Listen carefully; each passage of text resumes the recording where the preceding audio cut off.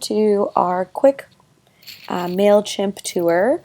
The intent for this is just for you guys to get an idea of what it looks like, but I definitely recommend you get an account, one of the free accounts, of course, and experiment with creating templates and campaigns. I also recommend if you have like a group or family of friends that it could even be 3 or 4 people that you can make a little test list with, and then you can go through all of the steps of creating a template and then a campaign, so you can get the practice of executing a newsletter so that when you have to do it for a client or for a business, you're already used to it. So, welcome to Mailchimp. This is what the greeting is when you first get here. So, good evening, Michael. Oh, by the way, who is Michael? He's a partner and a business partner and then a friend, and he offered up his account for us to use for this tour. So, thank you, Michael. He is a local real estate agent in Toronto, and he sends out newsletters quite regularly, and that's why I asked, and then he agreed to offer up his account to us. So this is what it looks like when you first sign in and you have an active account. When you scroll down, you can actually get some overview information, so you can see the total audience, and any unsubscribes or bounces in the last 7 days, and then any audience change, which you can see here. You get a quick glance at your growth and the sources of that growth. So, be it imported, admin, or it would be that people opted in, would be here if there was like a campaign going on. What's great is Mailchimp offers you tips all along the way, all throughout the platform. So, really take note of those and see if you can learn something new about what you're doing. I also appreciate the campaign engagement we have here. So it confirms, the number of emails that have delivered, the number of people that have opened in the last 7 days, and the number of people that clicked within those emails. So once again, more access to information, which is always great. The next section in terms of these numbers that you can get from Mailchimp is in the report section, which there's buttons throughout on your overview page, but there's even this key button here, view reports, or up here in your tabs. So you go to reports. If you're working with segmented lists, you can go ahead and select which list you're working with. If you're working in an e-commerce capacity, you can connect all of this to Google Analytics and put trackers all throughout so that you can actually speak to revenue even just within a Mailchimp report. Here we have a few different rates being tracked throughout this chart. We have our open rate, which is the light green color that you can see here. There's the industry average, which is the middle one, the kind of orangey red color, and then the click rate.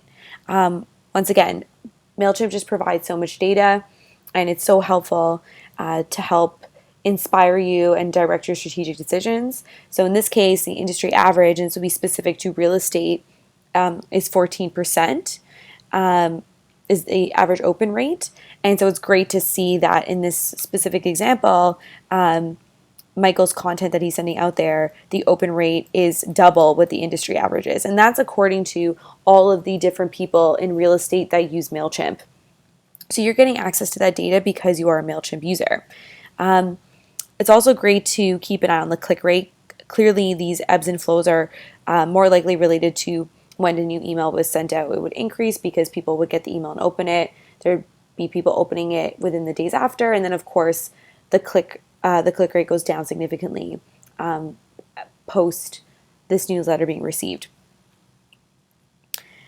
Here is a list of the different emails that have gone out. So he runs a bi-weekly newsletter with a list of bank-owned property, and here would show the different rates of opening for those different newsletters he sends out. So he can actually go ahead and track if one newsletter is performing better than another, and if he changed something about the newsletter, did he change the date and time, or the subject line, or the contents within the newsletter.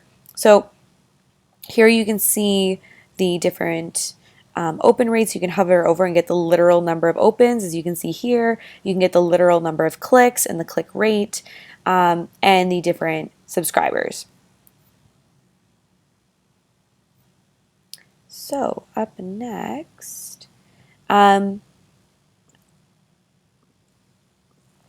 if we go to campaigns, this is where you can actually see based on the individual newsletter campaigns how each one performed.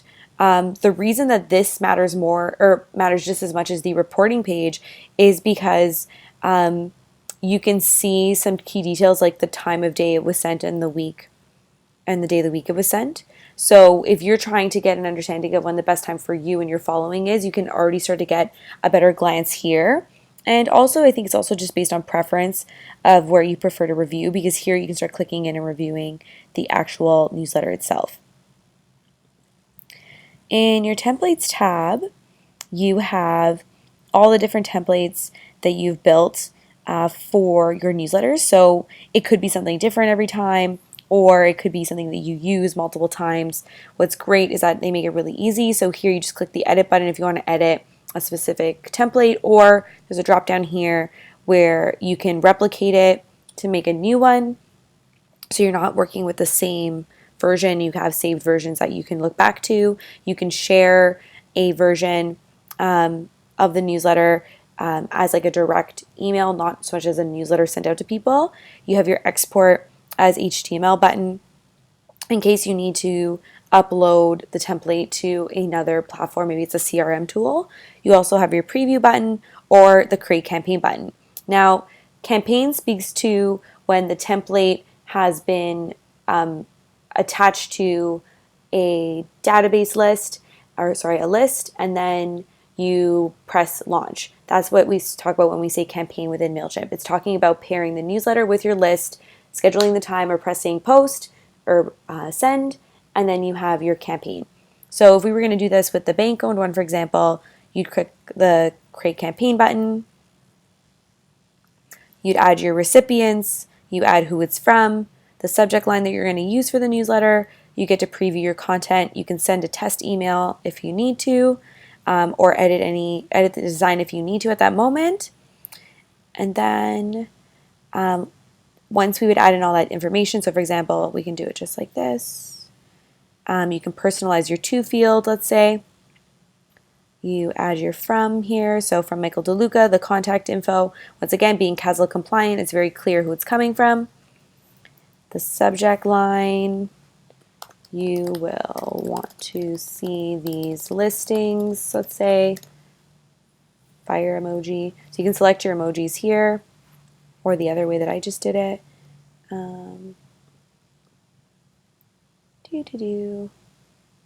Okay, we'll do lightning just for the sake of putting this all together. The preview text, top 40 affordable properties in Toronto right now. Let's pretend that's what we're going to go with. Save. And then you could press schedule or send. So in the case of schedule, which I prefer, because I like to do things a little bit in advance in case I want to make any changes, but you can select your date and your time.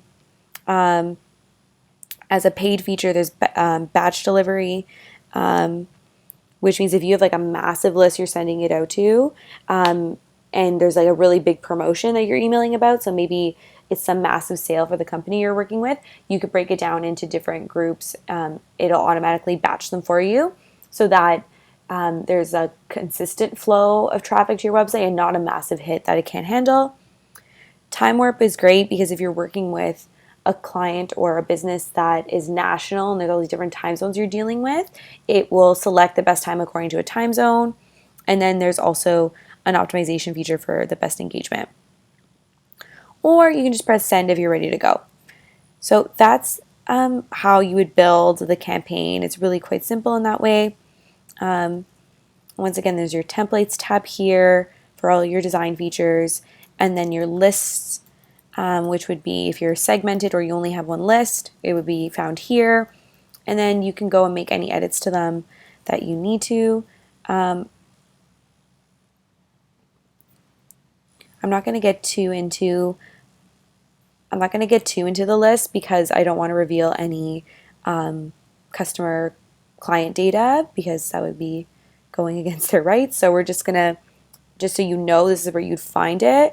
But this is why it's really great that if you can make a fake list to experiment with adding people and removing people, you've gained that comfort without having to work with, your client or your business's information. You're just practicing and getting used to it for yourself. And then once again, you have your reports page here, and you can find all that data there. So it's just a really quick tour, just to get everybody a little bit more comfortable. Definitely recommend watching their tutorials and reading their blogs, and practice for yourself by creating fake newsletters. It could even be a family newsletter. It doesn't even have to be a fake newsletter. Just something to get you used to the whole process. So enjoy playing with it yourselves, and let me know what you learn. Thanks.